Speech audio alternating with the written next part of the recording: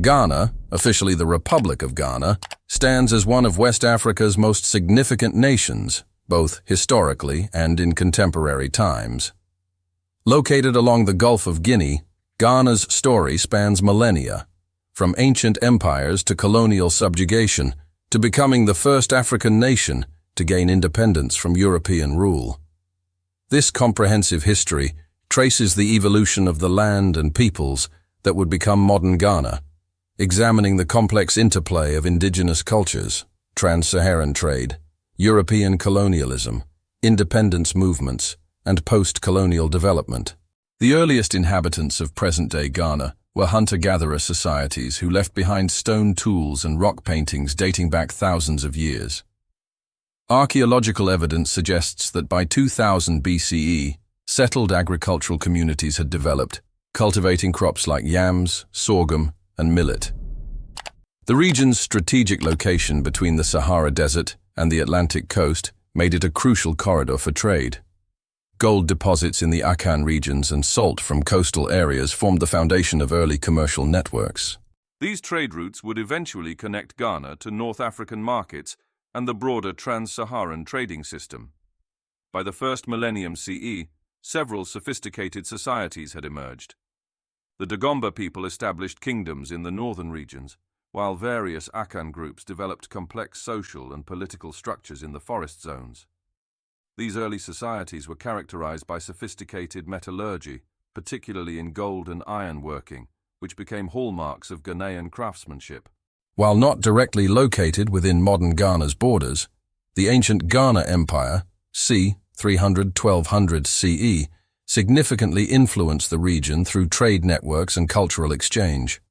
The empire's wealth, derived from controlling gold and salt trade routes, established patterns of commerce that would shape the region for centuries.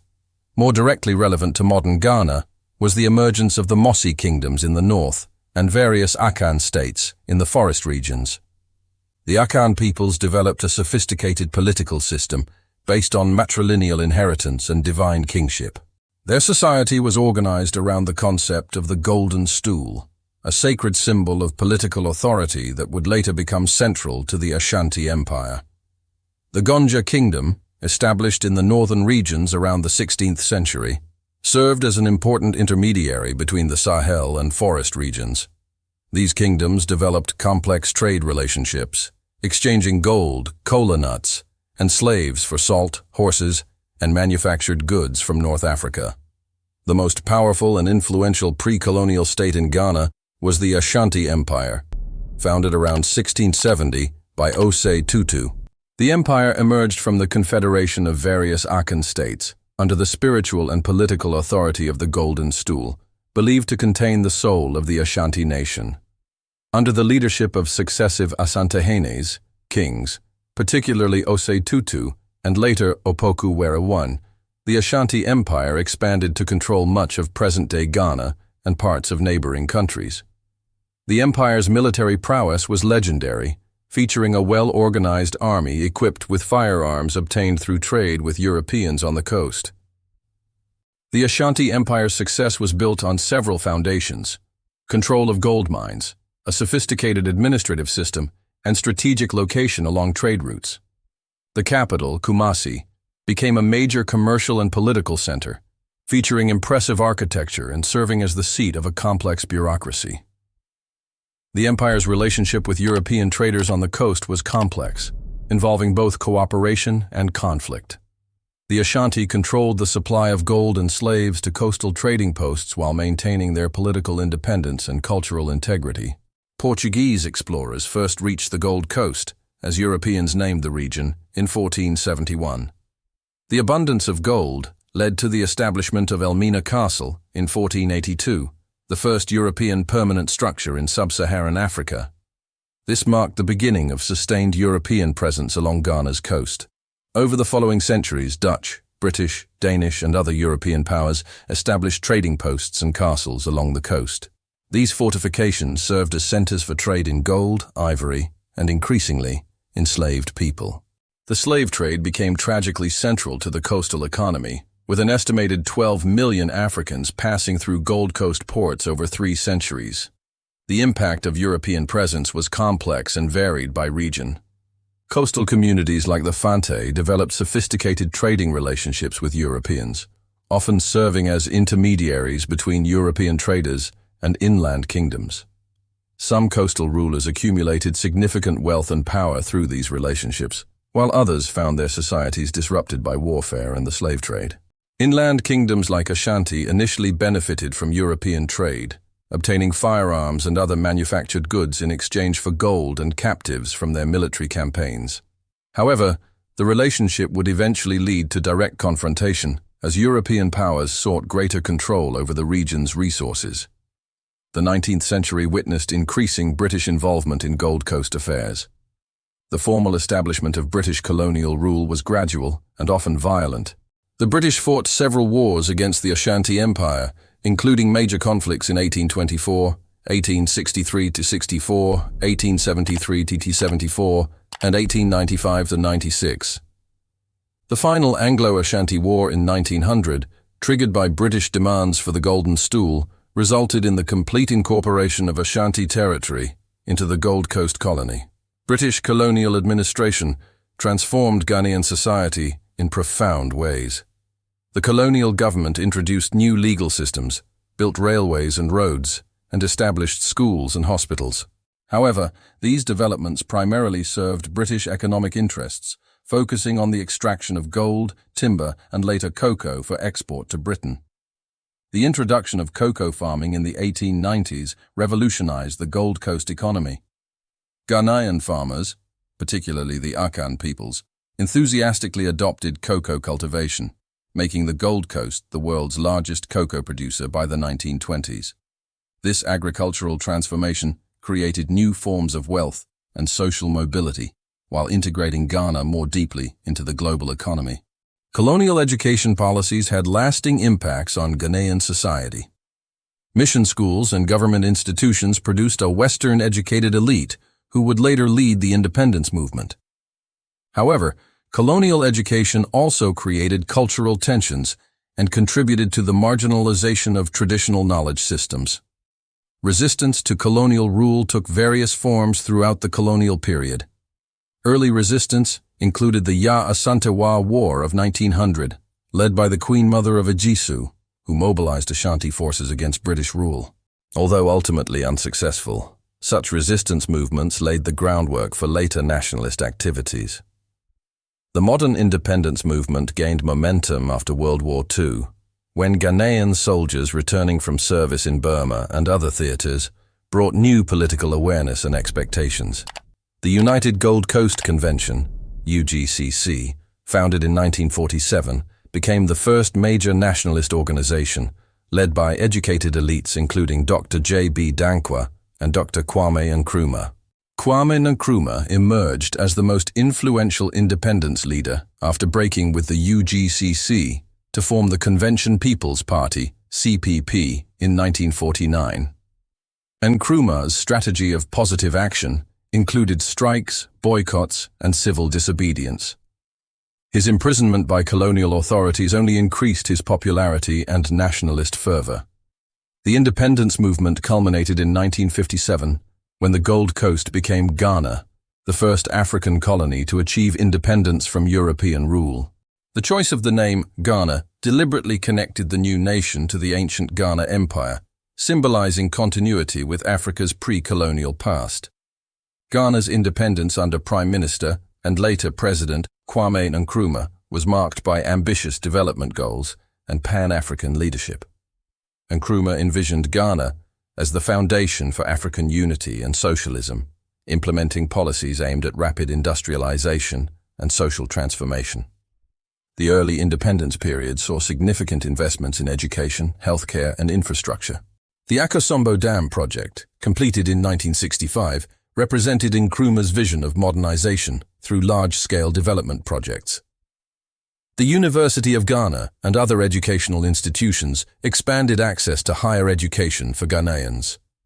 However, Nkrumah's rule became increasingly authoritarian. The 1964 referendum that made Ghana a one-party state and declared Nkrumah president for life marked a departure from democratic principles. Economic problems mounted as ambitious development projects strained the national budget, and political opposition was increasingly suppressed. Nkrumah's Pan-African activities, while inspiring to independence movements across Africa, were costly and sometimes diverted attention from domestic problems. The 1966 military coup that overthrew Nkrumah while he was visiting China ended the first phase of Ghana's independence. The period following Nkrumah's overthrow was characterized by political instability and alternating civilian and military governments. The National Liberation Council, 1966-1969, attempted to restore economic stability and democratic governance, leading to the Second Republic under Dr. Kofi Busia's Progress Party. Busia's government, despite good intentions, struggled with economic challenges and was overthrown in 1972 by Colonel Ignatius Kutu Akheampong. The National Redemption Council and later the Supreme Military Council periods were marked by economic decline, corruption, and human rights abuses. Flight Lieutenant Jerry John Rawlings emerged as a significant figure through his 1979 coup and the subsequent house-cleaning exercise that executed several former military leaders. Although Rawlings initially handed power to civilian government under Dr. Hilla Lehman, he returned to power in 1981, establishing the Provisional National Defense Council, PNDC. Rawlings's PNDC era, 1981-1992, initially focused on revolutionary transformation and popular participation in governance.